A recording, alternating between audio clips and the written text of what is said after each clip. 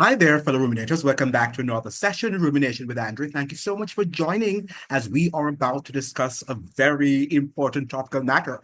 And I want to continue to wish you a Merry Christmas, right? Because I know that the Christmas celebrations still continue.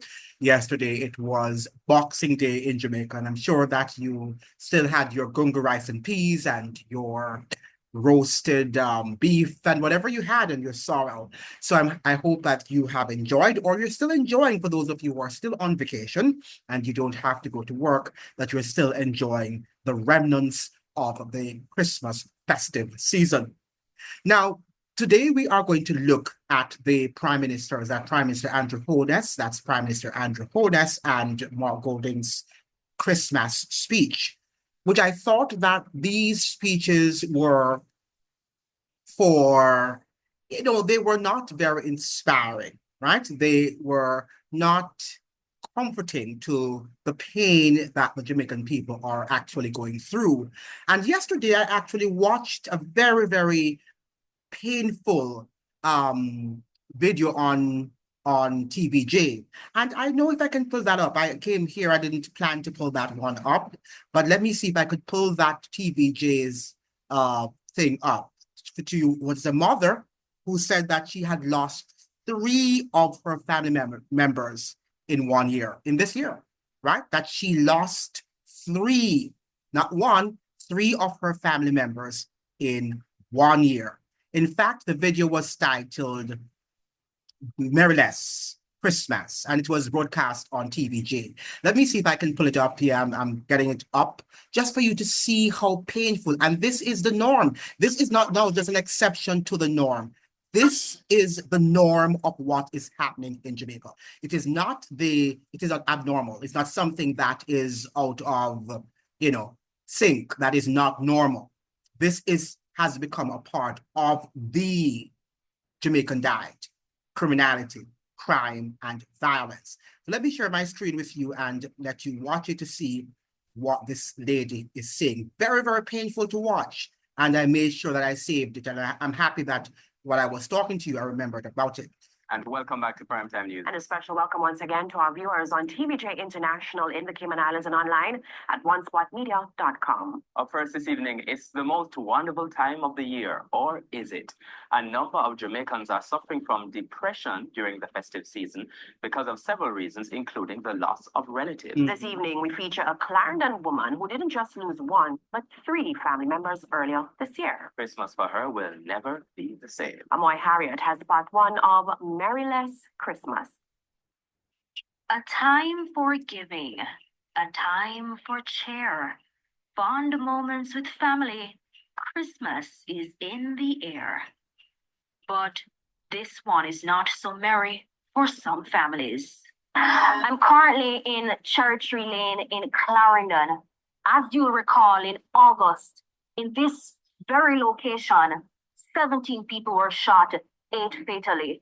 The loved ones they left behind still struggling to come to terms with such immeasurable loss. And with Christmas just days away, a painful reminder that that which once was will be no more. Debbie and Hamilton Francis lost 3 relatives in the mass shooting: her husband, her daughter, and her cousin. When we arrived at her home, we noticed her eyes were swollen.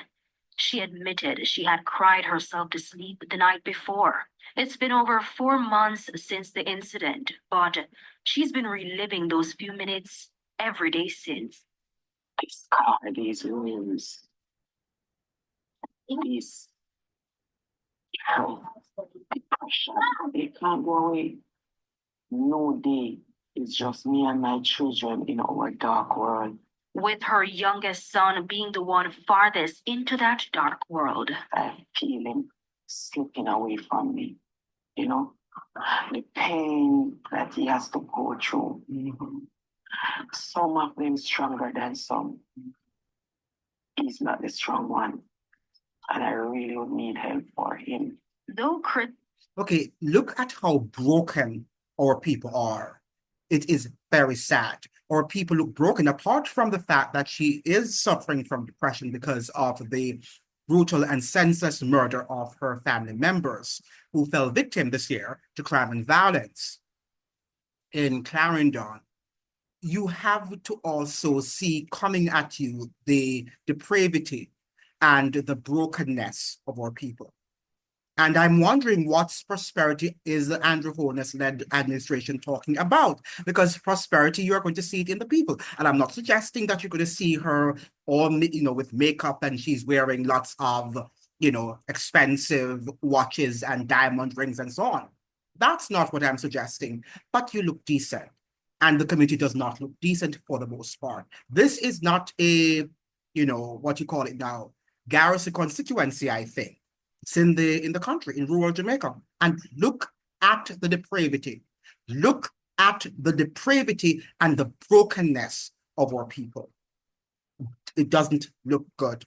And some of these images that, TVJs and the CVMs are sending out to the world, because these images are being broadcast for the entire world to see that this Jamaica is no problem on. It's lots of problem on. Right? That we have lots of problems. But our Prime Minister and the opposition leader, Mark Golding, are bereft of having a knowledge of the sufferings of Jamaica. They think it's Christmas in JA, and and you dance and you have fun and whatever. But when people are going through the plight that this lady is going through, there's no time to marry. Right? There is not going to be any Merry Christmas. And this is something, had the government taken crime and violence seriously, that could have been perhaps prevented. But the government does not take the crime and violence seriously.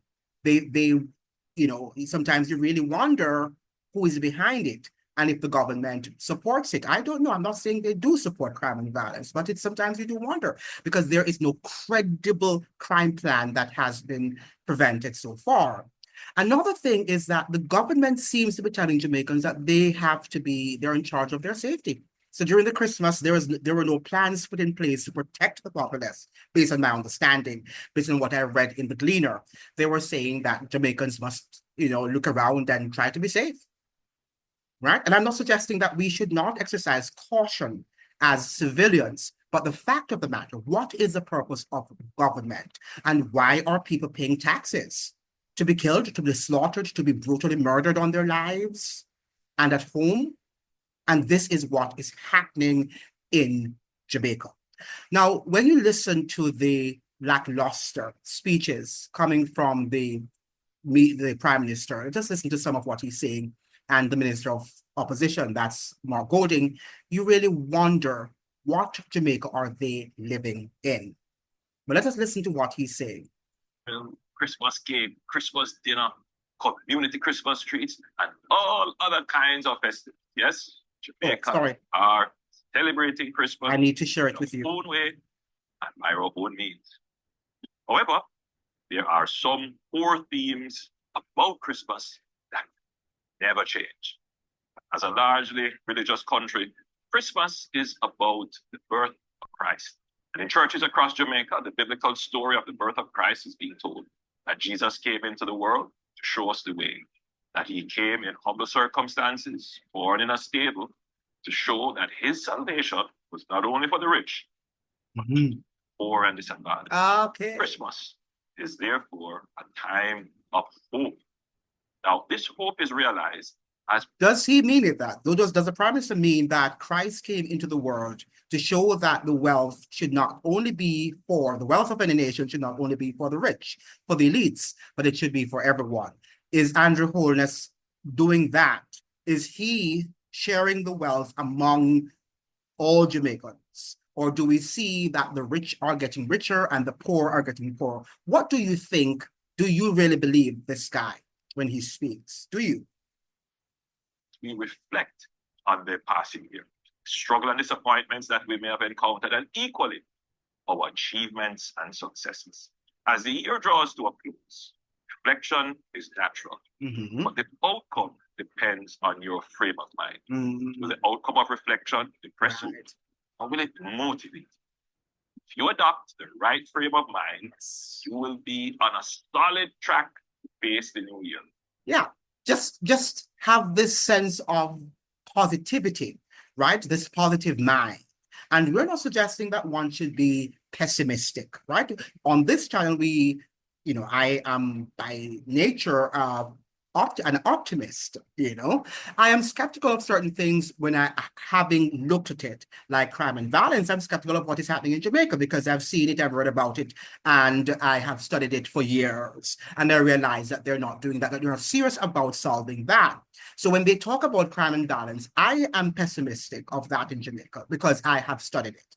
But you cannot be optimistic about something that you know that is not going to be solved.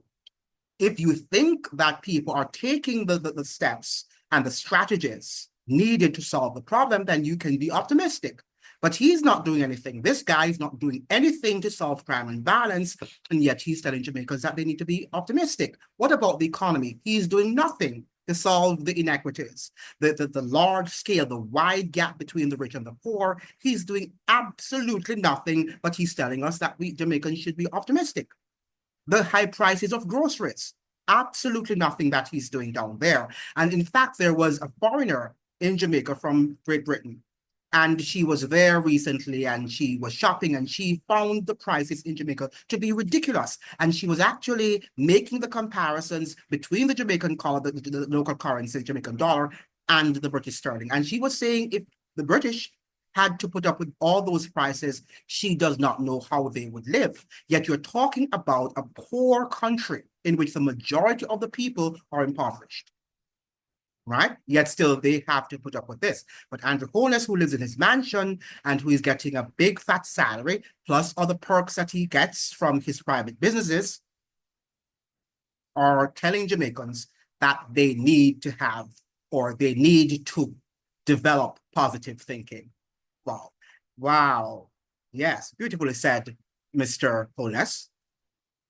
Message of Christ's birth is a solid spiritual framework to adopt to help you to make conclusions and resolutions from your reflections.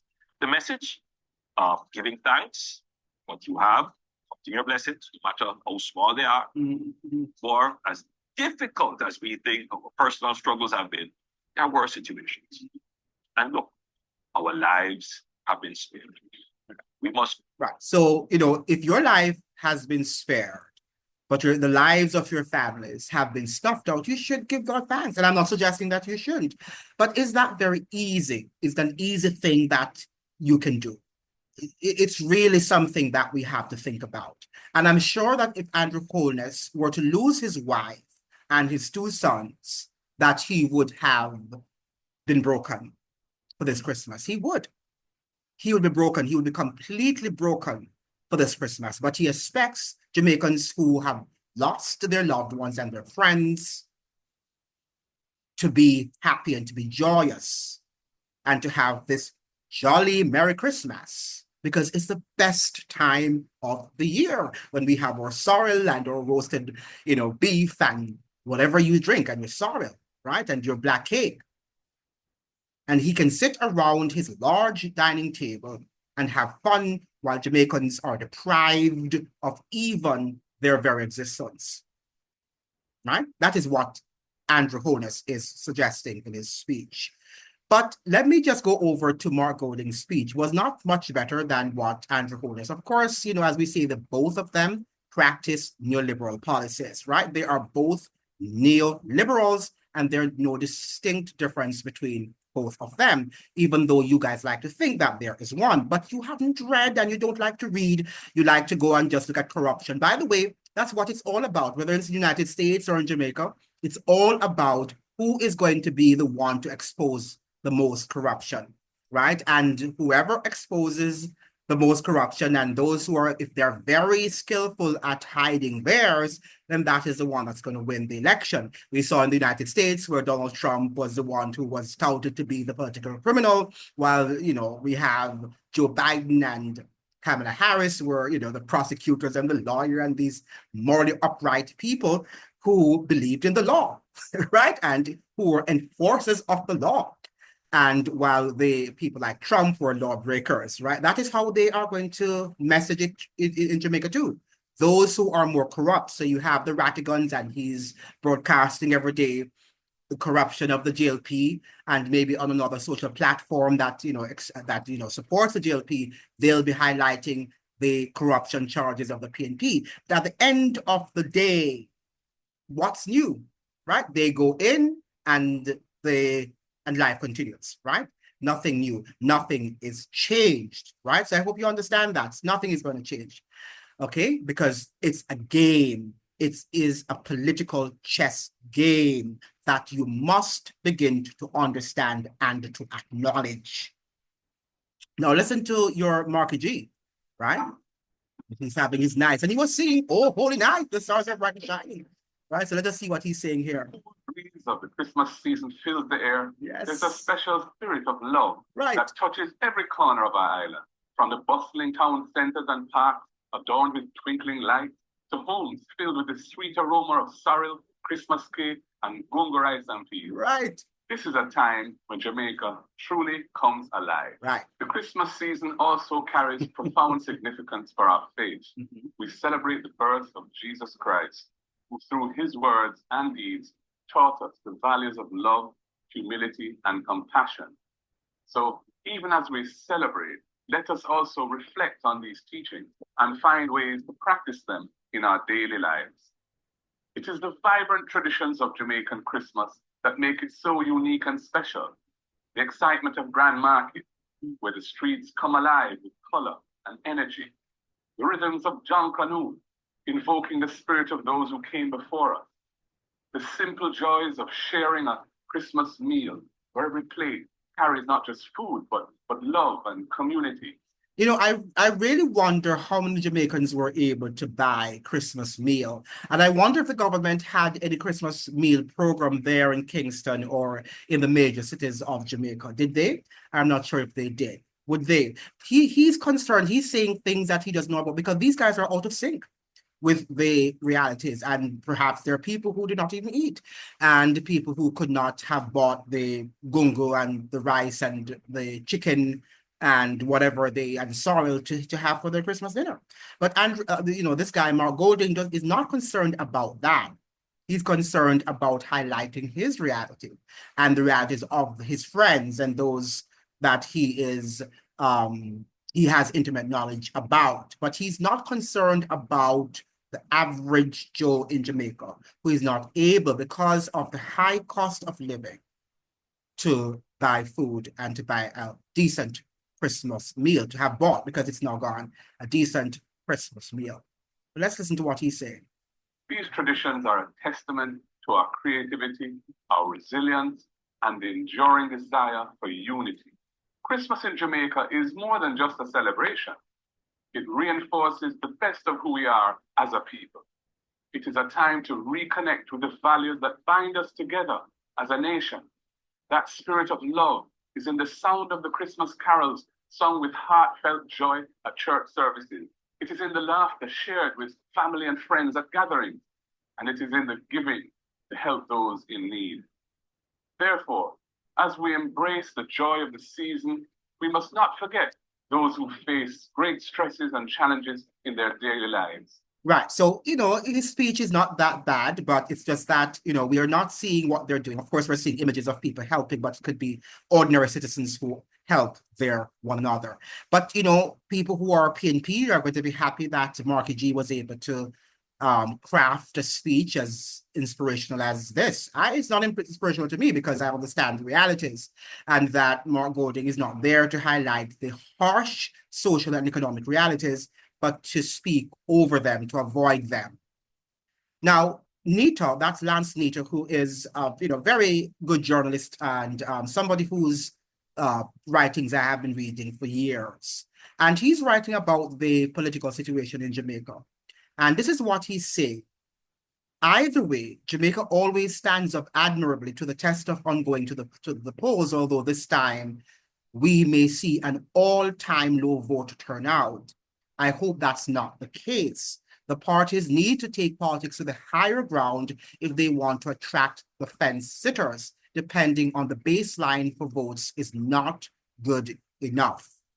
So he's suggesting here that voting this year is not going to be a very high people are not going to turn out in high numbers this year, right? He's suggesting here that it's going to be a low voter turnout, and he's appealing to our politicians to take the high ground, right? And to elevate the standard of the politics, because it's at its lowest right now.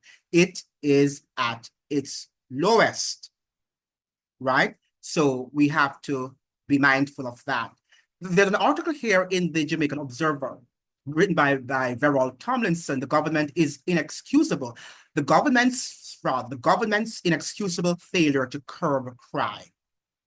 The shocking and senseless murder of veteran journalist Barbara Gale has once again exposed our utter failure to address the crime epidemic plaguing Jamaica. A respected journalist who spent over 5 decades reporting on the darkest corners of our society has become a victim of the same criminality the government has failed to curb. Who tells you the government wants to fail it? Because the fact that she's exposing, if she were exposing the darkness of our political apparatus, then she would not be wanted. You know, she definitely is. I'm sure they're happy now that she's gone. You know, that's the reality.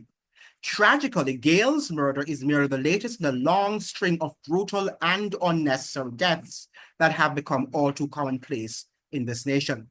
In the wake of the senseless tragedy, we are presented with the all too familiar spectacle of our political leaders offering condolence and condemning the violence. That's all they do.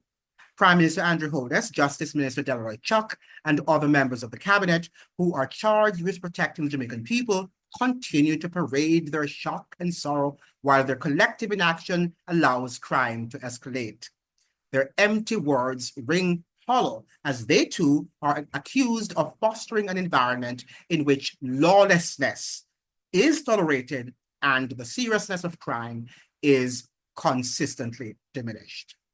Now, one of the things we have to understand, and most Jamaicans don't want to understand it, that's why we're saying, you know, we just look at numbers and we're not looking at the social factors that contribute to these numbers.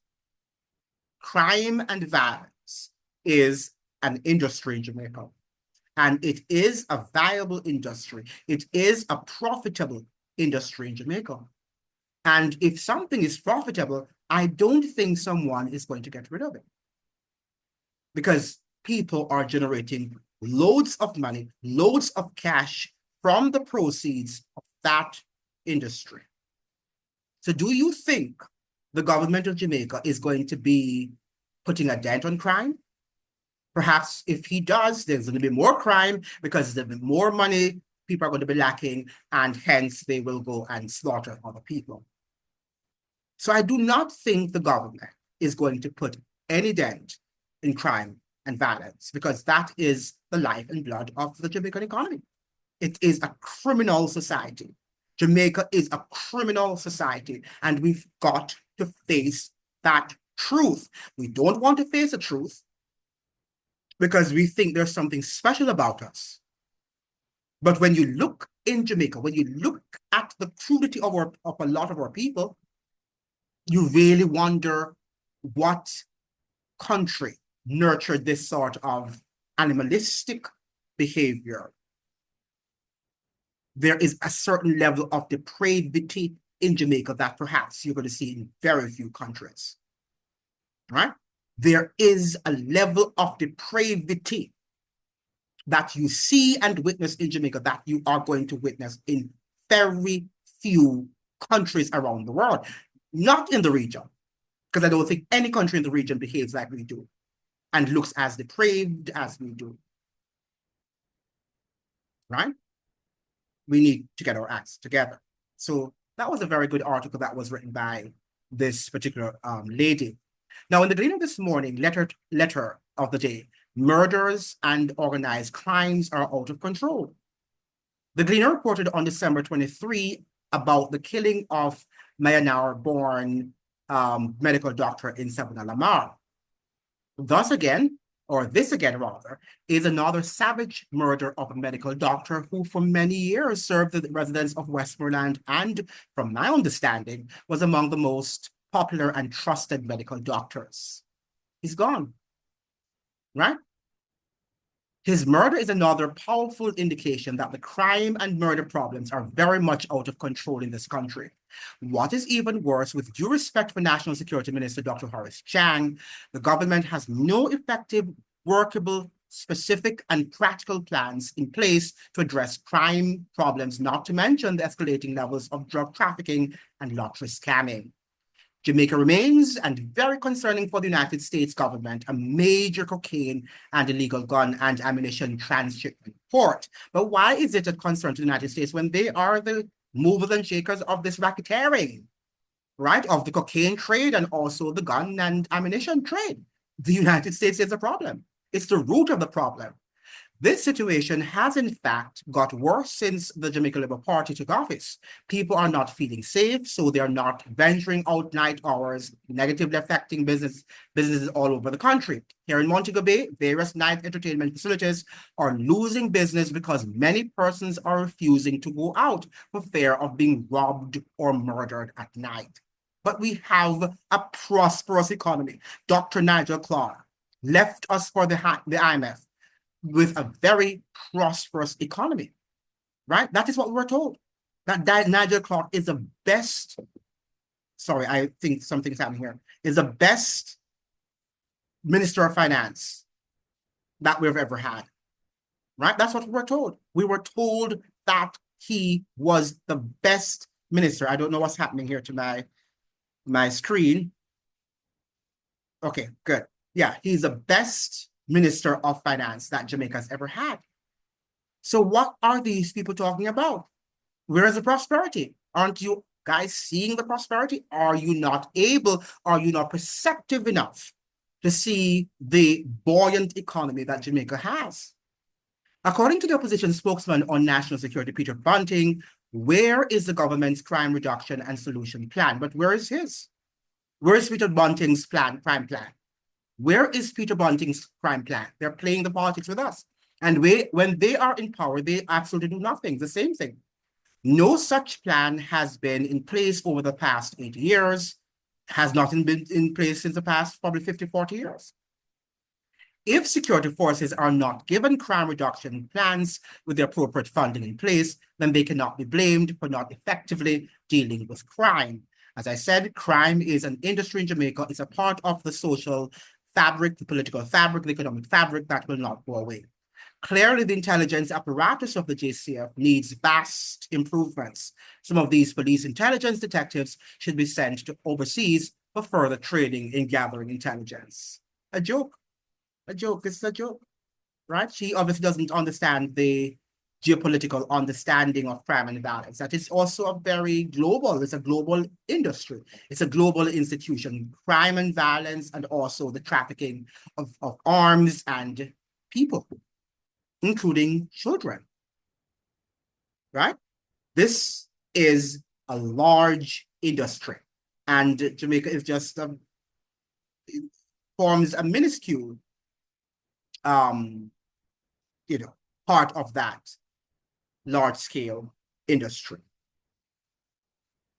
So Andrew Holness's speech and Mark Golding's Christmas speech are just out of touch with the realities of Jamaica.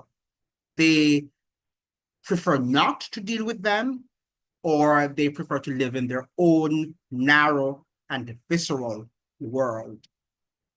And they ignore the wider realities, the real realities of the Jamaican constituents, of the Jamaican population, right? But you still have the diehards who will say vote PNP or vote JLP, and both of them will come in and they will not give you what you deserve because they're working in the interest of the oligarchs. And they see you as slaves. But you're still going to vote for them, right? If there's a third party, you would not prefer to go and say, yes, we need a government, so let me give my votes over to a third party. The UIC is there. At least go and have a dialogue with Joseph Patterson and see what he says. What is he up to? Challenge him. And I hope that Joseph Patterson also will have that sort of personality to be challenged. Right? So you need to go over and let's start a new Jamaica, because the Jamaica that is right now is sickening, is disgusting, is reprehensible. And I'm sure that very soon we're going to see that many people are going to say, I'm not going to Jamaica, because that place is a violent place to go. It's not a civilized country to visit. We've got to get our acts together. We've got to be able to confront the realities as they are and meet them manfully, because that is what we have to do right now. Thank you so much for joining. I hope that you'd like, share, and subscribe. Remember to like the videos and subscribe. What are you doing? What are you waiting for? Subscribe. Just hit the button and you will be subscribed. It does not take a cent to subscribe. And remember now to turn on your post notifications that you can be updated when I publish another video. Remember also to react to the video. Send me comments to let me know how you are responding, even if you disagree. And I will let you know if I disagree. Also, I always respond to you as much as I can. See you in another video. All the best to you. Happy one.